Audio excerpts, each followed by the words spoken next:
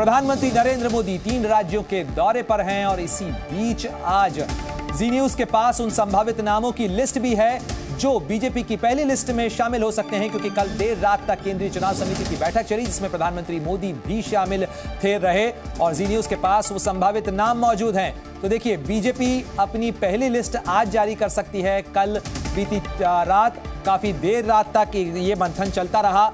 रात करीब 11:15 बजे प्रधानमंत्री मोदी बीजेपी कार्यालय पहुंचे थे। केंद्रीय चुनाव समिति की बैठक चलती रही और ये बैठक आज सुबह करीब 3:15 बजे तक चलती रही। विदिशा से शिवराज सिंह को टिकट संभव है। बीजेपी की आज पहली लिस्ट जारी हो सकती है और जी न्यूज के पास वो संभावित नाम मौजूद हैं। तो देखिए, बीजेपी की लिस्ट आज आनी है। 2024 की चुनावी चुनौती से पहले ये एक बड़ा दाव बीजेपी खेलने जा रही है। गांधीनगर से अमित शाह बीजेपी के उम्मीदवार होंगे।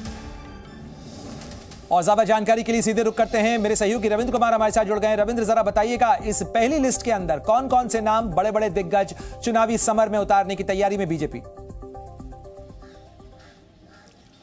देखिए, एक सियासी रणनीति भी होती है कि पहले राउंड में ही जो घोषणा की जाए, कद्दावर नेताओं को उतार दिया जाए, जिससे कि आसपास की सीटों पर भी माहौल बनता है, स्टेट में भी माहौल बनता है। अब उसका उदाहरण कि प्रधानमंत्री नरेंद्र मोदी 2014 में बनारस में इसलिए उतारा गया था कि पूरा पूर्वांचल और बिहार के कई सीटों पर उसका प्रभाव पड़ा था और उसका अच्छा प्रभाव भी पड़ा था। तो जाहिर सी बात है, प्रधानमंत्री नरेंद्र मोदी पहली सूची में रहेंगे ही रहेंगे, सर्वोच्च नेता है पार्टी के। उसी तरह से गांधीनगर से अमित शाह का नाम रहेगा ही रहेगा, अमेठी से स्मृति ईरानी, लखनऊ से राजनाथ सिंह। अगर राजस्थान की बात करें तो सरप्राइज हो सकता है कि वसुंधरा राजे सिंधिया को इस बार झालावाड़ से लड़ाया जाए। उनके बेटे दुष्यंत गौतम को अगर चुनाव लड़ना होगा तो विधानसभा चुनाव लड़ लेंगे। इसी तरह से आपने भी बताया कि विदिशा से शिवराज सिंह चौहान, भोपाल से आलोक शर्मा जो पूर्व मेयर भी रहे हैं उनका भी नाम है, नरोत्तम मिश्रा भी ट्राई कर रहे हैं, उसी तरह से वीडी शर्मा भी ट्राई कर रहे हैं। फाइनल लिस्ट आएगा तभी पता चलेगा।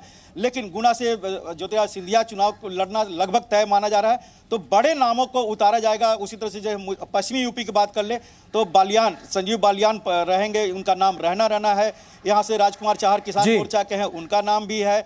उसी तरह से अगर उत्तराखंड की बात कर लें तो पौड़ी से केंद्रीय जो पदाधिकारी हैं उनका नाम तय है। अजय भट्ट, अजय टमटा का होगा। त्रिवेंद्र सिंह रावत को भी उतारा जा सकता है वहां से, टेहरी से या फिर हरिद्वार से निशंक का भी नाम है। ये तमाम नाम जो रविंद्र आप गिना रहे हैं, इन नामों के अंदर जो दिलचस्प नाम है वो शिवराज सिंह चौहान का नाम है या वसुंधरा राजे का, जिनका जिक्र आपने किया, क्योंकि विधानसभा चुनावों के अंदर जिन्हें सीएम कैंडिडेट माना जा रहा था उन्हें सीएम नहीं बनाया गया, लेकिन संसद में उन्हें लाने की तैयारी बीजेपी कर चुकी है। एक स्पष्ट संदेश होगा बीजेपी के कार्यकर्ताओं के लिए, कैडर के लिए भी और वरिष्ठ नेताओं के लिए भी। देखिए प्रणय, आप भी जानते हैं कि जब स्टेट में बहुत बड़ा लीडरशिप होता है, टॉल लीडरशिप होता है, अगर उसको सर्वोच्च पद पर नहीं बैठाया जाता है तो उसको कहीं ना कहीं केंद्र की राजनीति में लाया जाता है। ये लगभग हर पार्टियां करती है और बीजेपी पहले भी इसका उदाहरण आपने देखा। अब शिवराज सिंह चौहान वहां मुख्यमंत्री नहीं है तो जाहिर सी बात है वहां नया लीडरशिप तैयार किया जाएगा, अगले 10 साल की लीडरशिप तैयार किया जाएगा, उसको स्वतंत्र तौर पर वहां काम करने का मौका मिले और इसलिए उनको लोकसभा चुनाव लड़ाकर केंद्र की राजनीति में लाया जाएगा और संभावित मंत्रिमंडल में भी उनको जगह मिल सकता है।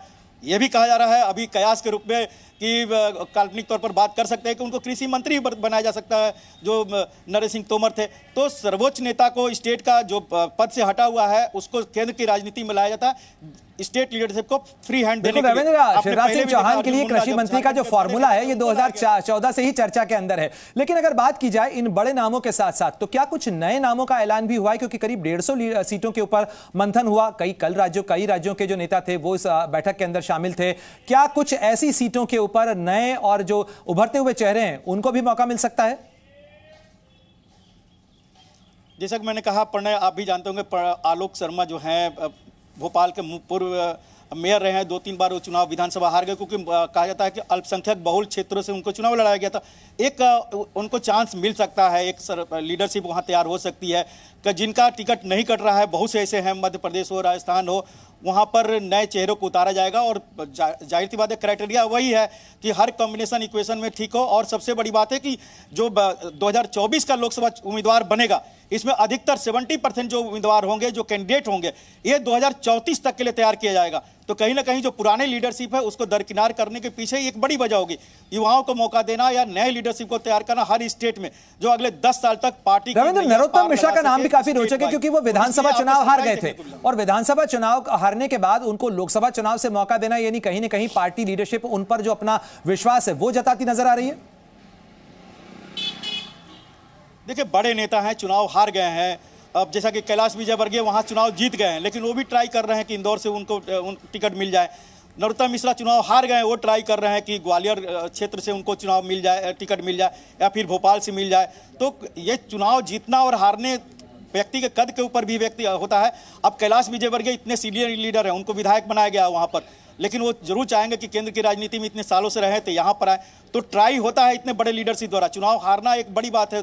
आपने कई बार पहले भी देखा कि लोकसभा चुनाव जो हार जाते हैं उनको राज्यसभा में ले आया गया है।